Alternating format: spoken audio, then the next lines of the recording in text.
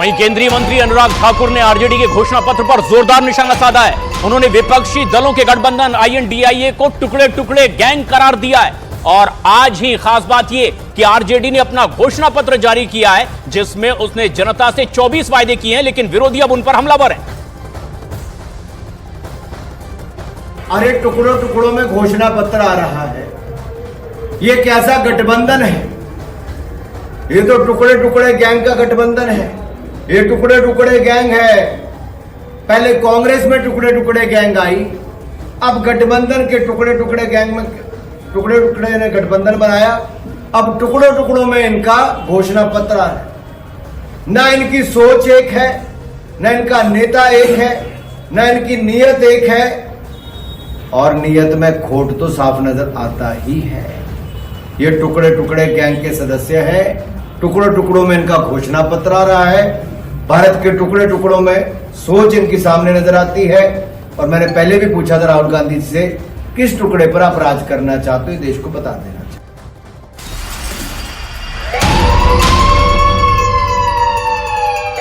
वहीं बड़ी खबर हिमाचल प्रदेश से, जहां पर मंडी से चुनावी मैदान में उतरेंगे विक्रमादित्य। कंगना रनौत के खिलाफ चुनावी मैदान में अब कांग्रेस ने उतार दिया है विक्रमादित्य को। कांग्रेस ने विक्रमादित्य को मंडी से अपना उम्मीदवार बनाया है, जहां से बीजेपी ने कंगना रनौत को अपना प्रत्याशी घोषित किया है।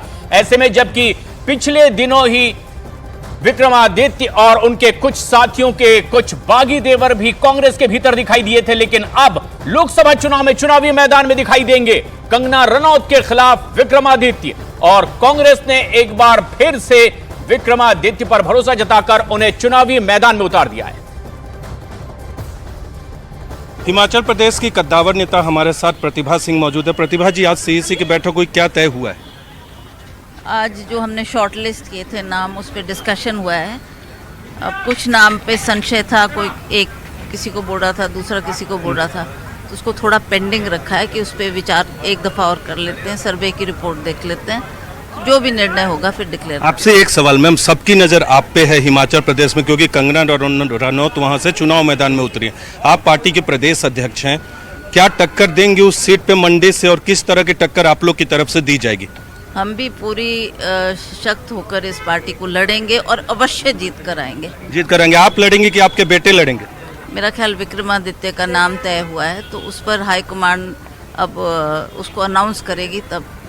तो आप श्योर हैं कि मैम कंगना रनौत को हरा देंगे मंडी में आप लोग? बिल्कुल बिल्कुल बिल्कुल।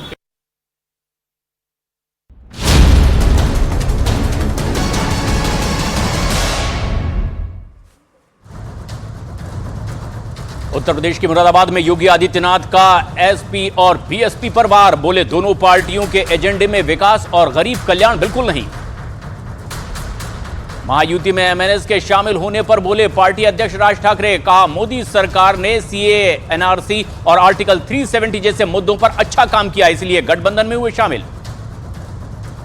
संजय राउत के फाइल निकालने जाने वाले बयान पर राज ठाकरे ने किया पलटवार। बोले पीलिया से पीड़ित आदमी को दुनिया पीली दिखाई देती है। केंद्रीय गृह मंत्री अमित शाह ने तमिलनाडु के कन्याकुमारी में रोड शो किया और इस दौरान जबरदस्त भीड़ भी उमड़ी। हैदराबाद में बीजेपी प्रत्याशी माधवी लता ने लोगों से किया जनसंपर्क। माधवी लता ने ओवैसी पर साधा निशाना। बोली मुस्लिम महिलाओं का हक छीनना चाहते हैं ओवैसी। पश्चिम बंगाल की जलपाईगुड़ी की रैली में ममता बनर्जी ने बीजेपी पर साधा निशाना। बोली सबसे बड़े माफिया राज और डाकू बीजेपी में हैं, बंगाल सच्चाई से करता है काम। उत्तराखंड के रामनगर में प्रियंका गांधी की रैली, PM मोदी पर किया हमला। कहा PM अपने पुराने भाषण ही दोहरा रहे हैं।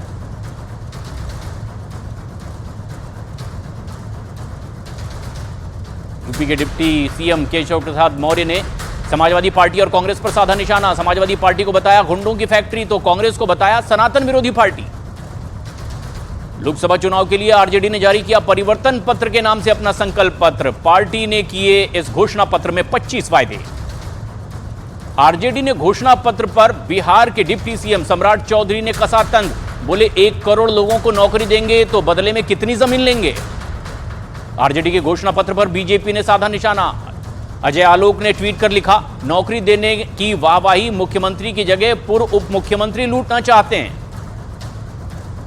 आरजेडी के घोषणा पत्र पर चिराग पासवान ने साधा निशाना, बोले बिहार में तेजस्वी के परिवार ने किया शासन, अब कितनी नौकरी दी अब तक के, कहा खाने के दांत कुछ और दिखाने के कुछ और हैं। सूत्रों के मुताबिक महाराष्ट्र कांग्रेस में सांगली सीट पर बगावत के आसार दिखाई दे रहे हैं। नाराज पार्टी नेता विशाल पाटिल नामांकन भर सकते हैं निर्दलीय उम्मीदवार के तौर पर। महाविकास आघाड़ी में सांगली सीट उद्धव गुट को सौंप दी गई है। कल भीमराव अंबेडकर की जयंती पर बीजेपी जारी करेगी अपना संकल्प पत्र। पीएम मोदी, पार्टी अध्यक्ष जेपी नड्डा और अमित शाह समेत दिग्गज नेता रहेंगे इस मौके पर शामिल। लोकसभा चुनाव का टिकट नहीं मिलने से पूर्व सांसद सरफराज आलम मंच पर रो पड़े। लालू और तेजस्वी पर भी साधा निशाना। कांग्रेस की केंद्रीय चुनाव समिति की आज शाम बैठक और इसमें पंजाब, हरियाणा और हिमाचल प्रदेश की लोकसभा सीटों पर होगी चर्चा। उत्तराखंड की गढ़वाल सीट से बीजेपी प्रत्याशी अनिल बलूनी ने प्रचार के दौरान एक दुकान का सामान भी वो बेचते दिखाई दिए। लोगों से संपर्क कर रहे हैं अनिल बलूनी। कांग्रेस सूत्रों के मुताबिक राहुल गांधी ने अमेठी से चुनाव लड़ने को लेकर के सकारात्मक संकेत दे दिए हैं। बैठक में कहा, पारंपरिक सीट है, गंभीरता से विचार करूंगा। पीएम मोदी ने विपक्षी गठबंधन पर लगाया गंभीर आरोप, बोले देश की परमाणु ताकत खत्म करना चाहता है इंडी गठबंधन। पूर्व राज्यसभा सांसद अशफाक करीम ने आरजेडी से दिया इस्तीफा। आरजेडी पर मुसलमानों का हक मारने का लगाया आरोप। अशफाक करीम ने छोड़ दी पार्टी। कांग्रेस नेता दिग्विजय सिंह ने एमआईएम असदुद्दीन ओवैसी पर लगाया बड़ा आरोप, का हैदराबाद में मुसलमानों को खुलकर भड़कते हैं ओवैसी। उद्धव गुट के नेता संजय राउत ने प्रधानमंत्री मोदी को लेकर फिर दिया विवादित बयान, कहा मोदी और शाह दोनों हैं विनाशकारी। हिमाचल प्रदेश कांग्रेस ने चुनाव आयोग से की है कंगना रनौत की शिकायत। कंगना ने की थी विक्रमादित्य सिंह के खिलाफ टिप्पणी। न्यूज 18 इंडिया पर आरएलडी राष्ट्रीय अध्यक्ष जयंत चौधरी का बयान, इंडिया गठबंधन को की कोई चुनौती होने से साफ किया इनकार। तमिलनाडु के कोयम्बटूर में चुनाव प्रचार में एक मिठाई की दुकान में पहुंचे राहुल गांधी। लोगों से बातचीत के साथ ही राहुल गांधी ने मिठाई भी खाई।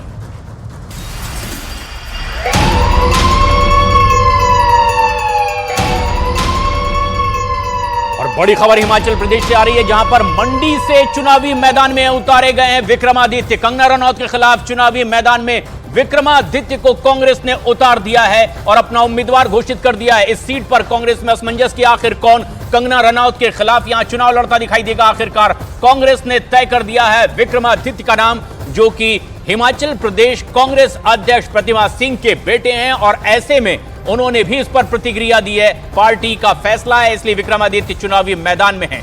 विक्रमादित्य को कांग्रेस ने मंडी लोकसभा सीट से अपना उम्मीदवार घोषित किया है। पिछले दिनों इनके कुछ बागी तेवर भी पार्टी में दिखाई दिए थे।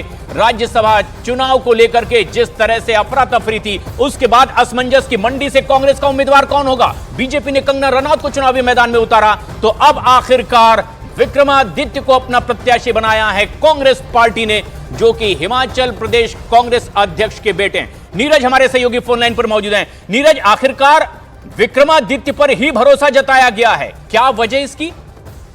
देखिए, सबसे पहली वजह यह है कि मौजूदा में वहां प्रतिभा सिंह, जो कि कांग्रेस के प्रदेश अध्यक्ष हैं और मौजूदा में मंडी की सांसद है, उपचुनाव में उन्होंने कुछ वोटों से जीत दर्ज की थी, तो उनके बेटे विक्रमादित्य को वहां से चुनाव मैदान में उतारने का फैसला किया गया है। प्रशांत, आधिकारिक घोषणा बाद में होगी, लेकिन कंगना रनौत जिस तरह से कांग्रेस पे हमले कर रही हैं, गांधी परिवार पे हमले कर रही हैं, और क्या मंडी से चुनाव जीतेगी कांग्रेस, इस सवाल के जवाब में प्रतिभा सिंह से जब न्यूज 18 इंडिया की टीम ने बात की तो उन्होंने कहा कि 100% कंगना रनौत को हराएंगे। देखना होगा कि क्या नतीजा होता है, लेकिन मुकाबला दिलचस्प हो गया है। विक्रमादित्य जो कि खुद मंत्री है सरकार में, तो वहां टक्कर अब एक वीवीआईपी सीट के तौर पे इसे अब माना जाएगा। कंगना रनौत के खड़ा होने से पहले ही से यह वीवीआईपी सीट हो गई है, लेकिन अब विक्रमादित्य और कंगना रनौत के बीच मुकाबला होगा, तो देखना होगा कि कांग्रेस कितनी बड़ी टक्कर बीजेपी को यहां दे पाती है। विक्रमादित्य के पास सियासी विरासत है मंडी में, तो वहीं कंगना रनौत नाम भी आज डिस्कशन में आया है, तो वो नाम भी हमने खड़गे जी के समक्ष रखा है और शीघ्र ही वो उसको फाइनल कर देंगे। विक्रमादित्य को लेकर कहा जा रहा है कि वो बीजेपी के चक्कर काट रहे हैं, बीजेपी दफ्तर जा रहे हैं। बिना मतलब की बातें अगर पूछेंगे ना तो I have no answer. Kangana कह रही है हम लोग तो बोलती नहीं, वो जो बोले उसका जवाब मुझे नहीं देना है।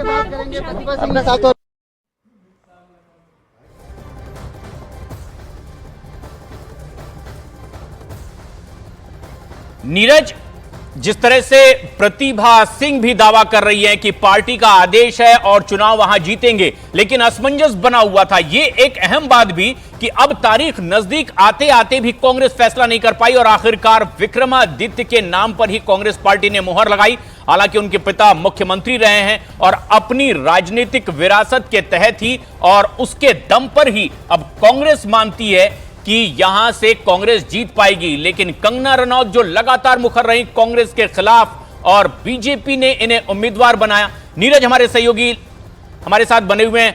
नीरज, एक बात सबसे खास कि विक्रमादित्य के पास उनकी अपनी सियासी विरासत है, लेकिन कंगना रनौत अभी सियासत में नई है। टक्कर क्या और कैसी होगी? प्रतिभा सिंह का क्या दावा? देखिए, प्रतिभा सिंह और कांग्रेस के खेमे का कहना है, हिमाचल प्रदेश की अगर बात करें, हालांकि विक्रमादित्य हाल के वक्त में नाराज थे, लेकिन प्रतिभा सिंह और विक्रमादित्य, देखिए विक्रमादित्य के पास वीरभद्र सिंह की विरासत है, पूरे परिवार की विरासत है और वीरभद्र सिंह हिमाचल की सियासत में बहुत बड़ा नाम है। तो विक्रमादित्य का जो परिवार की विरासत है उसकी साख भी दांव पर रहेगी इस पूरे लोकसभा चुनाव में, क्योंकि कंगना रनौत पहली बार लोकसभा के चुनाव लड़ रही है। तो अभी थोड़े दिन पहले राजनीति में वो आई हैं और कितनी टक्कर विक्रमादित्य देते हैं, लेकिन मुकाबला दिलचस्प है। और कांग्रेस के अंदर कहना है कि अगर पूरी पार्टी अगर पीछे से लग गई, अगर अंदरूनी राजनीति का शिकार कांग्रेस पार्टी नहीं हो पाई, तो विक्रमादित्य बहुत बड़ी टक्कर दे सकते कंगना रनौत को। लेकिन कंगना रनौत एक ऐसा चेहरा जो कि राष्ट्रीय और अंतर्राष्ट्रीय ख्याति प्राप्त है। राजनीति में बहुत कुछ होता है, एक तरफ कंगना जमीनी प्रचार में लगी है तो दूसरी तरफ है एक विरासत वाले चेहरे इस बार चुनाव मैदान में उतरेंगे कंगना के खिलाफ, जहां से उनकी मां सांसद हैं, पार्टी सरकार में है, मौजूदा पार्टी यानी कांग्रेस पार्टी वहां सरकार में है। तो इन तमाम चीजों का विक्रमादित्य को फायदा हो सकता है। लेकिन कंगना रनौत जैसे शख्सियत को, और खासकर ऐसे वक्त में जब देश में मोदी लहर की बात बार बार की जा रही है, 400 पार का नारा लगाया जा रहा है और कांग्रेस अभी अपने कमजोर दौर में है, तो क्या हिमालय प्रदेश में जो कि हिमाचल प्रदेश है वहां बड़ी टक्कर हिमाचल प्रदेश के मंडी सीट पर दे पाते हैं कि नहीं विक्रमादित्य? लेकिन कांग्रेस की यही सोच है कि विक्रमादित्य कंगना रनौत को टक्कर भी दे सकते हैं और हरा भी सकते हैं। लेकिन विक्रमादित्य के जो तेवर नजर आए थे राज्यसभा चुनाव के बाद में और बेमन से वो कुछ कांग्रेस के साथ खड़े दिखाई दे रहे थे, मंत्री पद से इस्तीफा तक दे दिया था, क्या कांग्रेस ने पूरी तरीके से उनकी बात मान ली है? पूरी तरह से वो आश्वस्त हैं अब कांग्रेस जिस तरह से उन्हें उम्मीदवार बना रही है? देखिए, एक चीज है कि कांग्रेस की तरफ से वो उन्हें कहा गया कि वो चुनाव मैदान में उतरे, प्रतिभा सिंह मौजूदा में वहां से सांसद हैं, तो उसके बाद या तो प्रतिभा सिंह लड़ती या ऐसे में जबकि कंगना रनौत वहां से उम्मीदवार है बीजेपी की, तो टक्कर देना था कांग्रेस पार्टी को, इसलिए विक्रमादित्य का नाम है। रही बात नाराजगी की, वो नाराजगी दूर हो चुकी है। लेकिन कांग्रेस और विक्रमादित्य की सबसे बड़ी चुनौती हिमाचल प्रदेश में ये होगी कि अंदरूनी राजनीति जो कांग्रेस के अंदर जो बटी हुई है, कुछ नेता नाराज है जिनमें विक्रमादित्य भी थे, तो उससे निपटना होगा, पूरे संगठन का सहयोग लेना होगा, क्योंकि बड़ी पार्टी और बड़ा चेहरा जब आपके विपक्ष में, एक तरफ कंगना रनौत खुद उम्मीदवार के तौर पे और प्रधानमंत्री मोदी जैसा चेहरा अगर पीएम के तौर पे हो, तो आपकी चुनौती बढ़ जाती है। और विक्रमादित्य को ये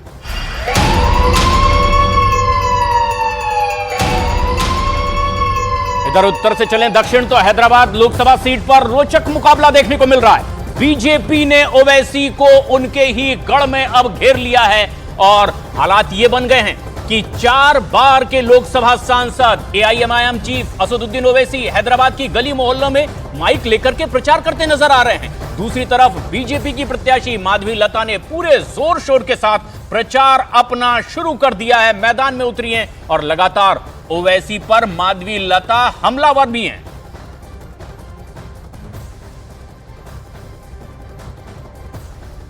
बुजुर्गों से, मां और बहनों से, गरीब नौजवानों से 13 मई को मल्लिस कोर्ट देकर कामयाब करिए। पार्लियामेंट का इलेक्शन है, CAA काले कानून के खिलाफ मल्लिस कोर्ट दीजिए। ट्रिपल तलाक के गलत कानून के खिलाफ जो खवातीन के खिलाफ है, मल्लिस कोर्ट देकर कामयाब करिए। क्या समस्या है वो कि हम चुप बैठेंगे? जब बतकम्मा के ऊपर जब उसने कमेंट किया था, क्यों कमेंट किया उसने? आज इतना भड़क रहे हैं हम असदुद्दीन के ऊपर कमेंट करें, लेकिन वो हमारे रामचंद्र के ऊपर कमेंट करें। वो याद नहीं है जो भाइयों दोनों मिलकर कमेंट करें। अब चुप बैठने का वक्त। और इस तरह दक्षिण से लेकर उत्तर तक लोकसभा चुनाव को लेकर घमासान लगातार जारी है। और इस बीच बिहार में आरजेडी को एक दोहरा झटका लगता दिखाई दे रहा है। पार्टी के दो पूर्व सांसद ने पार्टी को छोड़ दिया। कटिहार से अशफाक करीम ने इस्तीफा दे दिया है और वहीं अररिया से सरफराज आलम नाराज बताए जा रहे हैं, जहां कार्यकर्ता सम्मेलन में पार्टी और लालू यादव के खिलाफ नारेबाजी भी हुई है। और ये दो बागी रुख अख्तियार करते दिखाई दे रहे हैं नेता आरजेडी के।